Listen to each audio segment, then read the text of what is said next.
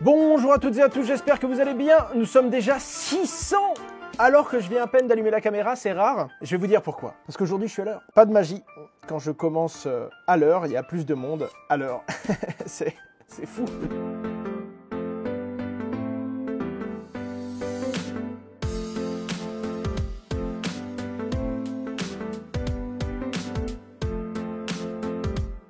Dans quel pays tu pourrais entreprendre comme tu devrais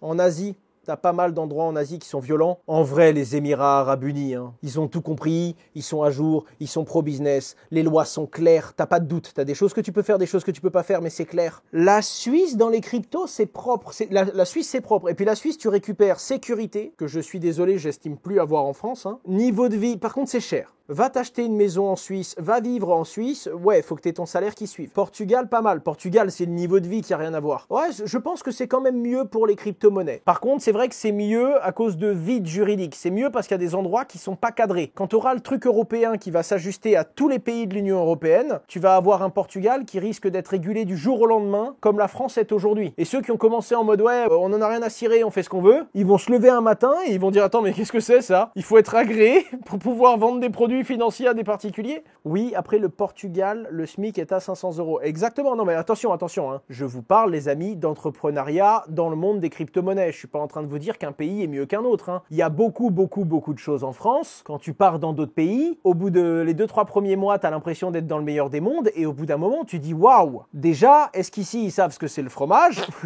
Est-ce qu'ils savent ce que c'est un bon restaurant? Moi, la première fois que j'ai été à Las Vegas, j'arrive, j'ai des paillettes dans les yeux, je me dis waouh, je veux vivre ici. Tu restes une semaine à Las Vegas, t'essayes de trouver un truc où ils ont pas injecté du cheddar dedans, tu vois. T'as plein de choses où le fait de voyager, de t'ouvrir culturellement, de rencontrer d'autres personnes et de prendre le temps de leur dire waouh, chez vous ça semble tellement mieux que chez nous. Et après tu vas avoir un mec qui va dire moi je vais te dire ce qui va pas dans mon pays parce qu'il y a des choses qui vont pas dans mon pays. C'est comme tout, il y a des endroits pour vivre en fonction de ce que tu veux faire. Je pense que pour entreprendre dans les crypto-monnaies, entreprendre si tu as une famille ou si tu n'en as pas, parce que c'est pareil, tu as l'éducation, tu as la vie à côté, tu as ta vie tout court. C'est pas les mêmes objectifs, c'est pas les mêmes choses. Ce que je veux vous dire par là, c'est qu'il y a beaucoup de gens qui vont juger un pays vis-à-vis d'un autre, mais avec un seul scope, et tu ne peux pas. Ça va également dépendre de ce que tu veux faire toi. Tu dois te dire en fonction de qui je suis et de ce que je fais maintenant, où est-ce que je serai plus heureux. À ce moment-là, sur de l'entrepreneuriat, peut-être, je dis bien peut-être, que j'aurais pas commencé en France.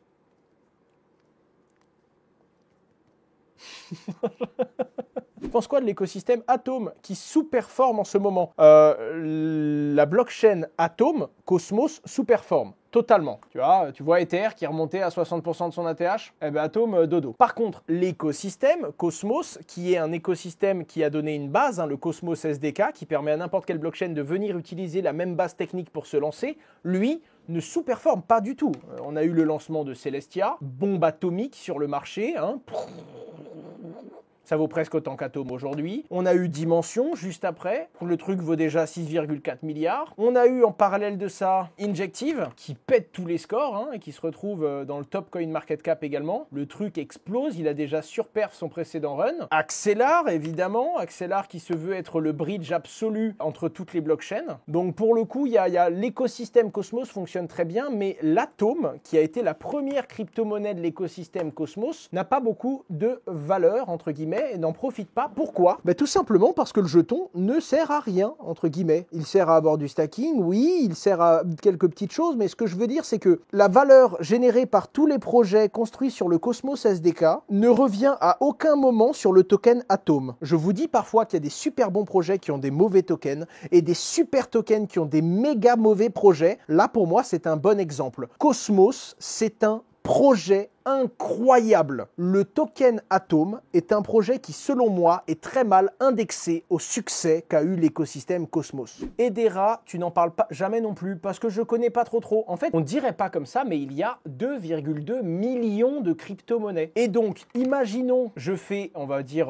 180 minutes de live par semaine, x 4, x 12, en imaginant que je fais ça tous les mois de l'année, d'accord? Ce qui fait 8600 40 minutes par an où je suis en live. Si tu prends 2,2 millions et que tu imagines que tu veux parler, je sais pas moi, 30 secondes. Si tu veux en parler juste 30 secondes, tu divises ça par 2, d'accord? Et tu vois qu'il te faut 1 100 000 minutes, d'accord? Divisé par 8300. Si je veux vous parler de tous les projets qui existent au moins une fois par an, 30 secondes, en commençant maintenant, je terminerai quand j'aurai à peu près 150 ans. Le problème, c'est qu'aujourd'hui, déjà, je peux pas faire que ça. Et j'ai pas prévu de mourir en vous donnant la présentation de tous les tokens qui existaient en 2024. Voilà pourquoi il y a parfois des crypto-monnaies dont vous me parlez que je ne connais pas, ou alors je les connais mais je n'ai pas un avis dessus, parce que pour avoir un avis, il faut plusieurs heures, voire plusieurs jours. On reprend la calculatrice, 2,2 millions, non, c'est bon,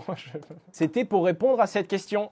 Les amis, changement de cap, vous savez, depuis le airdrop, la communauté pète un câble et gueule beaucoup sur les réseaux sociaux pour plein de raisons. Moi, je vais vous dire un truc qui me gonfle profondément, c'est que si à chaque fois qu'il y a un airdrop, la communauté gueule et du coup la team, elle modifie son airdrop, eh ben ça veut dire quelque chose. Ça veut dire que si tu as été sur Twitter et que tu as traité de fils de je ne sais pas trop quoi, la team, que tu les as insultés, tu les as traînés dans la boue, tu les as menacés, tu leur as dit que c'était des vendus, tu as boycotté leur chaîne et que du coup la team, elle a modifié ses conditions de vesting, eh bien à ce moment-là, ça veut dire qu'à chaque fois que tu as un airdrop et à chaque fois que les conditions de vesting ne te conviennent pas, tu vas être incité à insulter la team, les menacer de mort, et ci, et ça, et ça. Et donc je pense que le fait d'avoir donné raison à la communauté, c'est bien parce que tu l'écoutes. Le fait qu'ils aient pas donné raison sur tout, c'est aussi très bien, parce qu'il faut quand même dire, attendez, on est quand même une entreprise, on avance quand même d'une certaine façon, on a peut-être envie de se décentraliser, mais c'est pas encore le cas au début. Mais en attendant, je trouve qu'il y a eu une haine virulente et injustifiée qui fait que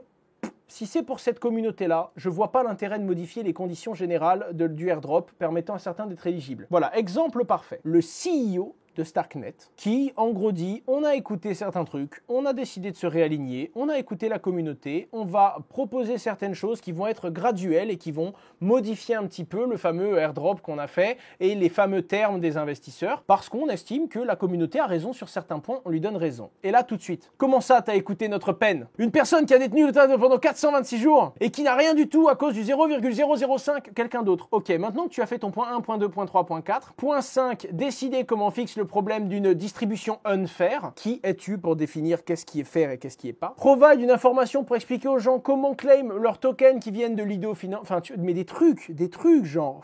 Et c'est triste, très triste, mais il faut comprendre quelque chose. C'est tout à fait normal. Premièrement, c'est des êtres humains. Quand ils t'insultent ta race et qu'ils t'expliquent qu'ils veulent te tuer, tu fais un message en leur disant « Ok, pardon, on va améliorer quelques trucs. » Bah, ils vont te réinsulter ta race pour que tu donnes plus. C'est normal. Ensuite, ce sont des gens qui sont sur Twitter, qui sont pas doxés, qui sont inconnus au bataillon, qui en ont rien à cirer. C'est-à-dire que s'ils t'insultent et que tu donnes plus, tant mieux. S'ils t'insultent et que tu donnes rien, tant pis, on aura essayé dans le doute. Donc c'est normal qu'ils te déglinguent la tête. Après, il y a quand même une réalité. C'est que peut-être que c'était pas super fair, peut-être qu'ils auraient pu faire mieux. Mais un truc où, déjà, tu donnes de l'argent, ça tombe du ciel. T'as des gens qui estiment qu'ils auraient dû l'avoir et qui du coup te détestent comme si tu leur avais pris de l'argent. Non mais t'es qui? Ça m'énerve ça me tue. Et le deuxième point, c'est que c'est un truc assez dingue parce que tu te permets toi, toujours quand tu n'as pas été concerné par le airdrop, de définir qu'est-ce qui est fair et qu'est-ce qui l'est pas. Pourquoi est-ce qu'ils ont mis le 0,05? Très honnêtement avec vous, je vous le dis.